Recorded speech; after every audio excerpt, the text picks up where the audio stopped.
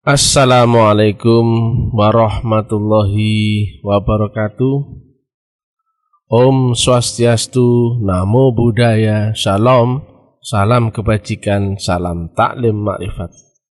Kajian ilmiah metafisika tasawuf Islam. Kali ini adalah edisi yang ke-7. Yang kita kupas kali ini adalah tentang hadirnya gelombang mutlak. Karena ini sangat penting. Jika kita tidak ketemu dengan gelombang mutlak, maka tidak mungkin kita bisa sampai kepada zat yang maha mutlak. Nah, di dalam praktek semua agama ternyata ada meditasi atau semedi atau zikrullah dengan caranya masing-masing, sesuai dengan syariat di zaman Rasulnya masing-masing. Duduknya sila pun berbeda-beda, kemudian tata caranya beda-beda. Tetapi pada prinsipnya, praktikal daripada zikrullah atau semedi atau meditasi itu adalah mestinya ketika kita telah ketemu wasilah atau gelombang mutlak Allah Ta'ala. Karena jika kita tidak ketemu gelombang mutlak itu, maka praktek meditasi, semedi dan sebagainya tadi, yang intinya adalah mengenalkan diri, walaupun kita telah nol misalkan, tapi karena tidak ada yang mutlak, maka tidak mungkin kita bisa berhampir akan yang mutlak itu. Nol ya selesai nol, tidak sampai yang mutlak, itu keliru. Maka resikonya begitu dia mengenalkan diri tanpa ketemu wasilah, maka dia berpeluang kemasukan dimensi-dimensi lainnya yang masuk dalam dirinya. Bisa kesurupan, bisa kemasukan jin. Maka ada portal metafisik yang bisa dimasuki oleh siapapun metafisik yang bisa masuk dalam dirinya. Itu sangat beresiko. Makanya ada orang yang terjebak di sini sehingga dia kecanduan, akhirnya jadilah praktek ilmu metafisika infra. Dia malah turun kelas, turun dimensi, tapi dia nggak menyadarinya. Dari gelombang sonor akal, tentunya ada yang di bawahnya, yaitu gelombang infrasonor atau infra akal atau infra sadar. Maka praktek alam bawah sadar yang diaplikasikan di teknologi metafisika infra itu sangat beresiko menjauhkan dirinya lebih jauh daripada Allah Ta'ala.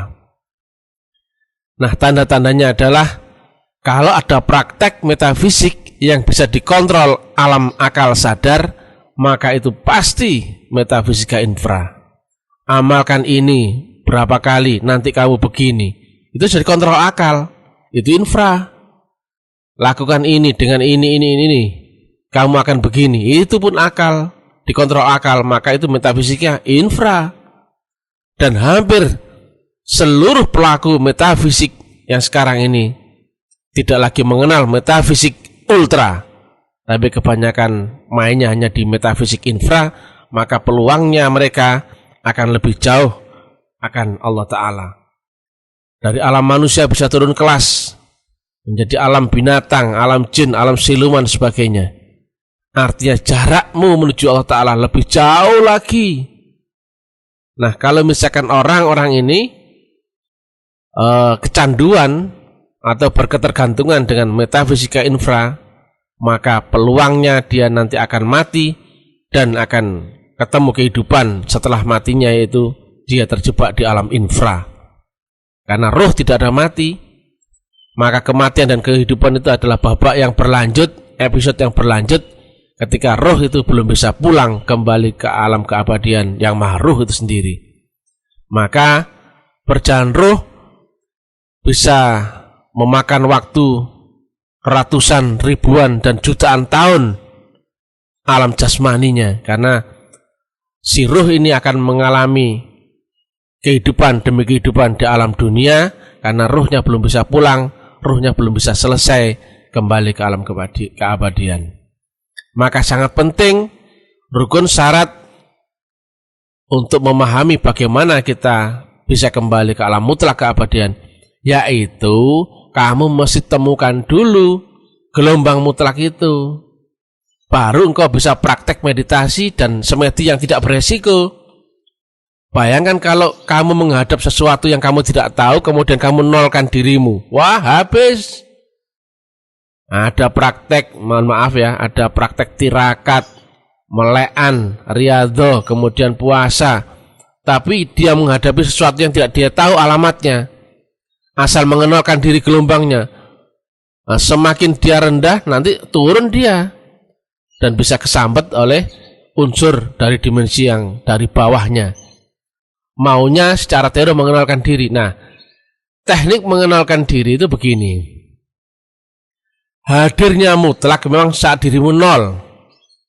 Kalau di matematika kan X per konstanta mutlak atau infinity, maka hasilnya adalah limit nol. Itu matematika. Ketika nol diganti angka 1, maka pembandingnya adalah X per X. Jika 0 diganti angka 2, maka menjadi X per setengah X. Jika 0 diganti angka setengah, maka X per 2X. Hadirnya konstanta mutlak adalah mesti dirimu 0. Maka praktek untuk menghadirkan gelombang Allah memang mengenalkan diri. Pasti itu, makanya praktek semua agama pasti ada meditasinya, ada semedinya, atau ada teknik zikrullahnya. Itu sebetulnya teknik untuk menyamakan frekuensi dan gelombang kita dengan gelombang Allah. Tapi masalahnya, jika semedi dan meditasimu itu dikerjakan dengan tidak memenuhi rukun syarat standar, maka peluangmu akan jauh lebih kesasar, turun lebih rendah ke dimensi infra atau metafisika infra. Dari jarak manusia ke dimensi jin itu butuh satu dimensi, yaitu dimensi fisik rendah, fisik turun ke alam yang lebih rendah menjadi metafisika infra atau alam di bawah sadarmu, misalkan begitu. Nah, padahal dari alam fisik manusia untuk menuju Allah Ta'ala itu mesti naik gelombangmu, bukan malah turun. Makanya istilahnya Nabi, istilah kuno dulu, kamu sebut kuno, kali ini zaman now, bukan zaman dulu, disebut dengan mi'raj atau naiknya gelombang sadaran.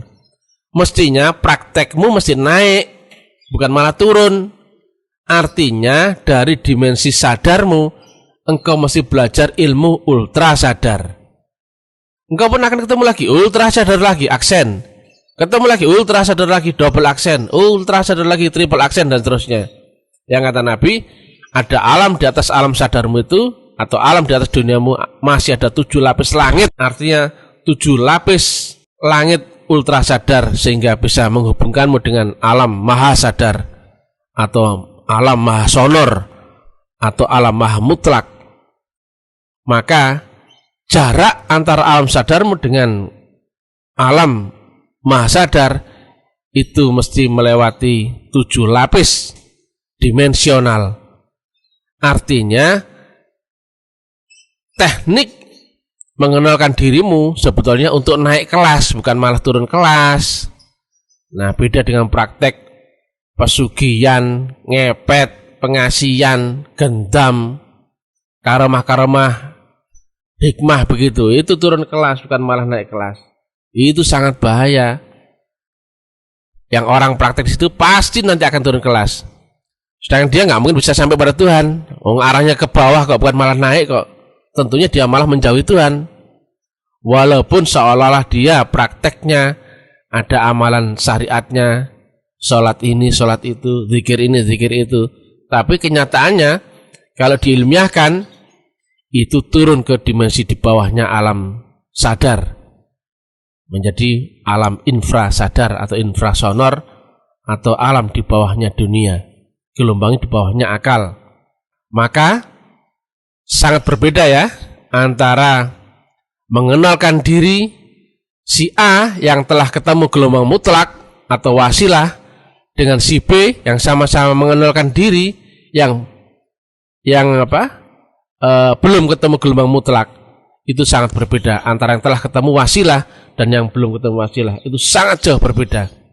Satu ketika 0 bisa ketarik medan magnet ke atas, dan satu ketika 0 bisa malah turun gelombang jatuh ke dimensi yang di bawahnya dia, maka semakin menjauhi Tuhan. Tetapi keduanya sama-sama praktek mengenalkan diri. Karena apa? Hadirnya konstanta mutlak, yaitu wasilah, itu tidak terlihat, tidak terbaca akalmu. Dia yang mutlak itu unlimited, undefinisi, dan undeskripsi. Maka tugasmu adalah menghilangkan hijabmu, yang itu mesti menggandeng potensi ketuhanan. Karena kamu sendiri nggak mungkin bisa menghilangkan hijabmu. Selama engkau masih terhijab atau selama dirimu belum 0, maka Tuhan nggak ada.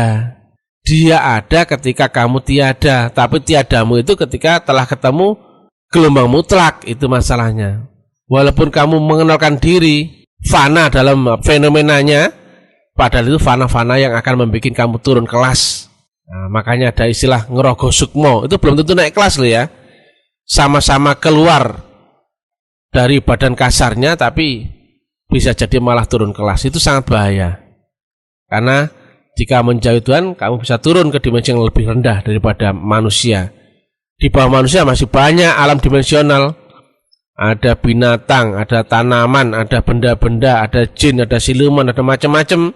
Yang itu nggak usah kita pelajari, nggak usah kita tahu, nggak masalah. Karena fokus kita, tujuan kita adalah naik kelas, naik gelombang, yaitu mi'raj, naik gelombang kesadaranmu menuju Allah Ta'ala. Nah, hadirnya dia atau hadirnya Allah Ta'ala bagi yang telah ketemu wasilah adalah mesti menghilangkan keakuan, keinginan, harapan, khayal, latar belakang, pengetahuan, ilmu, amal, semua sampai 0. Barulah Tuhan hadir. X per konstanta mutlak infinity, maka hasilnya adalah 0. Maka jika 0mu ada terisi menjadi 1, maka konstanta mutlak hilang, maka menjadi X per X. Jika dirimu ada isinya misalkan setengah, maka menjadi X per 2X. Tetap konstanta mutlaknya hilang. Maka kita sangat familiar dengan kalimat tauhid la ilaha illallah. Ketika dirimu tiada, meniadakan seluruh dirimu, keakuanmu dan Tuhan-Tuhanmu yang lain kau hilangkan, maka baru ada illallah. Hadirlah dia, mutlaknya dia saat dirimu tiada. Tapi kalau dirimu belum tiada, maka Tuhan pun tidak ada. Bukan karena tidak ada sebenarnya. Tidak adanya itu karena ketutupan hijab keakuanmu, kerelatifanmu. Dirimu belum 0, maka yang mutlak itu tidak hadir. Secara teori itu bisa diterangkan secara matematis. Yang tadi itu X per tak terhingga, maka hasilnya adalah 0. Maka jika 0 itu diganti angka lain, maka konstanta mutlaknya itu tidak ada. Maka ketika dirimu ada, Tuhan pun tidak ada. Tapi ketika engkau telah tiada dan bertemu dengan gelombang mutlak itu, maka hadirlah mutlak, Allah itu ada dan yang lainnya adalah tiada. Jadi mesti kita tahu praktek yang sama secara jasmaniah di alam dunia, alam panca indera. Kita tahu ada praktek meditasi, semedi dan sebagainya, zikir ini, zikir itu. Semua mengklaim benar, semua mengklaim bagus, karena mereka merasakan apa yang fenomena yang dirasakan itu kayaknya bagus. Padahal secara ilmiah, siapapun yang mengenalkan diri tapi beresiko dia turun kelas, maka resikonya dia akan semakin menjauhi gelombang Tuhan, gelombang Allah Ta'ala. Dari dunia mestinya kamu naik, dari akal sadarmu mestinya kamu naik ke dimensi roh. Roh pun berlapis-lapis, roh di ultra sadar 1, roh di ultra sadar 2, roh di ultra sadar 3, terus sampai engkau ketemu dimensi yang maha roh atau alam mutlak, yang ternyata ujung daripada rohmu adalah yang maha roh atau Allah sendiri. Sebagaimana di dalam alam kandungan dulu kita pernah dibaiat, di dalam cerita disampaikanlah bahwa Allah sampaikan, kutipkan sebagian ruhku dan kau bersujudlah sebagian ruhku. maka ruh kita pun sebetulnya bagian dari ruh Allah. Maka ada kewajiban ruh kita untuk kembali kepada yang maha ruh, Allah sendiri. Maka pulangnya ruh adalah pulangnya kita kepada Allah Ta'ala. Memahami Allah pun lewat memahami hakikat diri kita sendiri, yaitu ruh kita akan kembali kepada yang maha ruh, yang itu adalah yang kata Nabi dikiaskan sebagai man arafa nafsah faqad arafa rabbah. Yang kenal siapa dirinya, dialah yang akan kenal Tuhannya. Maka kenalilah dirimu sendiri. Dirimu yang mana ini? Dirimu yang jasmani apa dirimu yang rohani? Sifatnya jasmani apa saja? Sifatnya rohani apa saja? Kemana pulangnya jasmani? Kemana pulangnya rohani? Itu kamu mesti tahu. Siapa guru jasmanimu? Siapa guru rohanimu? Mana jalan jasmanimu? Mana jalan rohanimu? Mana alamat jasmanimu pulang? Mana alamat rohanimu pulang? Kamu harus tahu. Jadi jangan asal-asalan, zikir asal-asalan, sholat asal-asalan, ibadah asal-asalan. Sementara kamu nggak tahu kiblatnya, engkau menghadapkan ruhmu kemana, jalannya bagaimana, siapa gurunya, alatnya apa, punya apa enggak. Kan mesti tahu itu. Semisal dari Surabaya mau ke Jakarta, tujuannya ada di Jakarta misalkan. Kamu kan mesti tahu jalannya satu, mesti ada izinnya, mesti punya alat kendaraannya, mesti ada guru penuntunnya. Itu baru diaplikasikan, action kamu, baru memungkinkan kamu bisa sampai Jakarta. Lah kalau kamu nggak punya izinnya, jalanmu buntu. Kalau kamu nggak tahu jalannya, kamu pasti kesasar. Kamu nggak punya kendaraannya, kamu nggak bisa sampai. Itulah artinya segala sesuatu mesti memakai rukun syarat metodologi. Kalau apapun yang tidak beserta dengan metodologinya pasti akan rusak, akan kesasar. Apa saja pakai metodologi, ngomong pun pakai metodologi, masak pakai metodologi, apa saja pakai metodologi, melahirkan pun pakai metodologi, semua pakai metodologi. Jadi karena ada beda dimensi antara dirimu di dimensi relatif sedangkan Allah di dimensi mutlak, maka mesti ada wasilah yang bisa menyambungkan gelombangmu dengan gelombang Allah Ta'ala. Itu saja yang bisa kami sampaikan. Mudah-mudahan bermanfaat. Salam taklim ma'rifat, salam kebangkitan tasawuf ilmiah, tasawuf yang diterangkan secara eksak, ilmu eksakta dengan pendekatan nalar logis, dengan dalil, dengan ilmu eksakta yang mudah dipahami, mudah dicerna. Karena kita beragama di zaman kita sendiri, zaman ini bukan zaman lalu, bukan zaman cerita dongeng. Kita berhubungan dengan segala sesuatu yang kenyataan, bukan dengan fiksi yang didogmatis, bukan berhubungan dengan dongeng cerita yang cerita-ceritakan. Maka mesti semua diilmiahkan, karena ilmiah itu sesuai dengan zamanmu, sudut pandangmu, kemudian nalar berpikirmu, yang semua harus bisa menjelaskan ilmiahnya agama. Jangan lupa ikuti uraian ilmiah kami di FB, WA, YouTube, Instagram, Telegram, dan lain-lain.